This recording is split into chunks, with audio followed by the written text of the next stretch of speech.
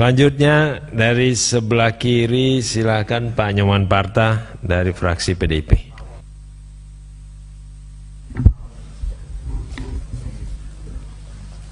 Pimpinan beserta seluruh Bapak Ibu anggota Dewan, pimpinan Bank Himbara yang saya hormati, saya ingin menyampaikan beberapa hal.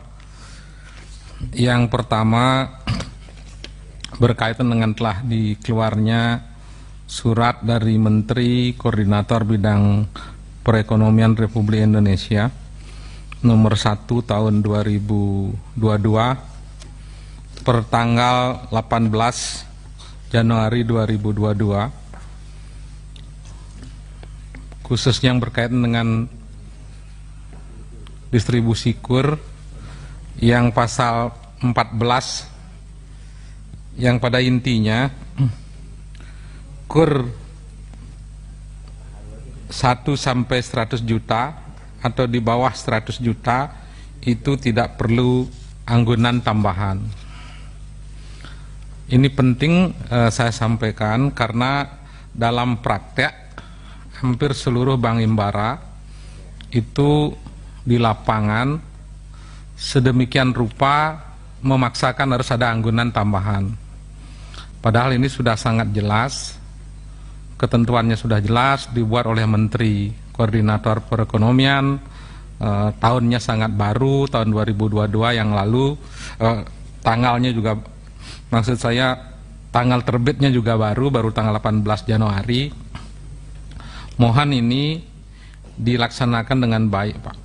Jadi kalau toh yang sebelumnya sedemikian rupa dipaksakan agar ada anggunan tambahan, untuk di kemudian harusnya tidak begitu, karena itu akan mempersulit mereka yang mengajukan kredit, terutama pelakunya sudah pasti pelaku UMKM. Terus yang kedua, begitu juga untuk pekerja migran. Jadi untuk saudara kita yang ingin bekerja ke luar negeri juga tidak diperlukan anggunan tambahan. Maksudnya begini, di samping job letter yang mereka sudah punya, tidak perlu lagi BPKB mobil, tidak perlu lagi surat tanah, cukup job letternya. Itu maksud dari surat ini. Jadi tidak perlu ada anggunan tambahan. Oleh ini sesungguhnya luar biasa keputusan dari Menteri ini. Sangat mempermudah pekerja migran kita agar tidak terjebak rentenir. Jadi agar tidak terjebak koperasi-koperasi yang sangat memberatkan mereka. Mohon dengan sangat Bank Himbara, BNI, BRI, Mandiri yang menyalurkan kredit KUR yang berkaitan dengan hal ini mematuhi ketentuan ini. Itu yang pertama.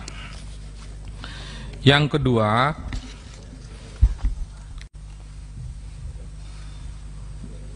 saya mengingatkan saja karena sudah pernah kami sampaikan waktu saya duduk di seberang, bahwa aspirasi dari para pengusaha di Bali dan juga telah dipertegas dengan usulan surat Gubernur Bali yang pada intinya menginginkan agar relaksasi kredit Bank Himbara diperpanjang sampai 2025 karena situasi ekonominya memang belum pulih seperti sebelum COVID-19. Yang ketiga, saya memberikan apresiasi terhadap keuntungan yang didapat oleh BRI, termasuk juga target ke depan 85% adalah kredit untuk UMKM. Ini tentu kabar yang mengembirakan. Namun di sisi yang lain, Pak Dirut BRI, saya membaca banyak berita terjadinya kredit fiktif. Ini bukan kredit macet. Kalau kredit macet tentu ada persoalan risiko bisnis, tapi ini kredit fiktif. Kredit fiktif kredit fiktif 2,2 M di Bogor. Itu tahunnya 2001. Selanjutnya kredit fiktif di Pandeglang 1,4 M. Lebih lanjut adalah kredit fiktif di BRI Pangkal Pinang. Ini 43 M. Selanjutnya adalah kredit fiktif di Bungo Jambi 13,9 M. Kredit fiktif di Denpasar Bali 3,1 M. Nah, tolong ini dijelaskan Pak. Ini terjadinya di banyak daerah dan bukan main jumlahnya. Saya berani menduga kalau kredit fiktif pasti melibatkan orang internal, entah di tingkat mantrinya, BRI, atau bahkan manajemen internal. Karena modusnya beragam banget, beragam sekali bentuknya. Tidak mungkin serumit itu tanpa melibatkan orang internal.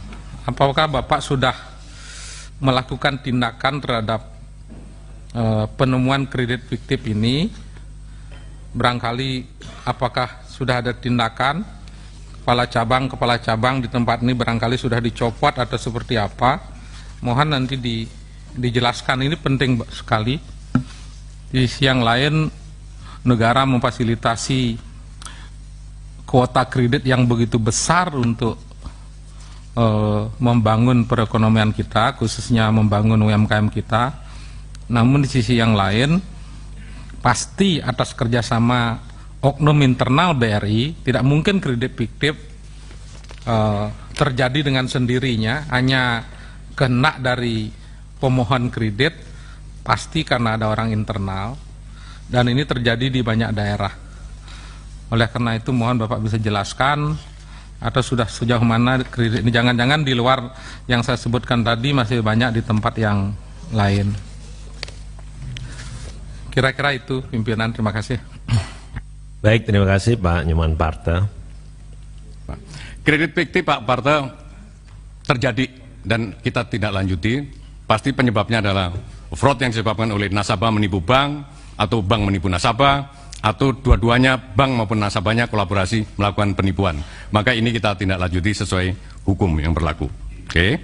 Kemudian yang lain-lain saya pikir tadi sudah saya sampaikan bahwa BOPO kita bisa turunkan. Dikit Pak, jadi di beberapa kasus saya ikut termasuk juga yang di Denpasar.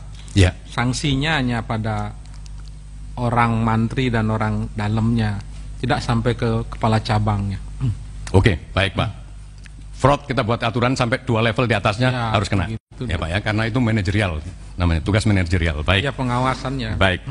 Pak Ketua, dikit. Pak Haru yang telah memberikan jawaban atas pertanyaan atau tanggapan dari anggota Komisi 6. Pak Ketua. Ya, sebelum ditutup saya kasih kesempatan tadi yang belum terjawab itu, ini saya di WA lagi tentang kredit untuk ultra, untuk mikro kecil dan pekerja migran yang tidak perlu jaminan tambahan sesuai dengan peraturan Menteri Koordinator Perekonomian nomor 1 tahun 2022 itu. Oke. Itu saya kira perlu dijawab singkat, Pak.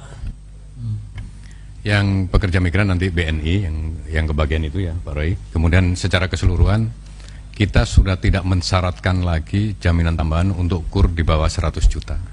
Itu. Gas itu Pak. Ya. Itu sampai 100 dan sudah sampai di bawah. Kalau ada masyarakat yang komplain, mungkin tolong dicek juga apakah yang dikomplainkan itu kur atau masyarakat sebenarnya kredit non kur tapi dia ngerasanya karena kecil dibilangnya kur. Gitu. Kalau kur itu menjadi tugas kami semua untuk sosialisasi bahwa itu tidak boleh dimintakan jaminan tambahan. Begitu. Jadi kredit kur 0 sampai 100 juta ya, itu tidak perlu jaminan tambahan. Jelas sudah Pak. Ya.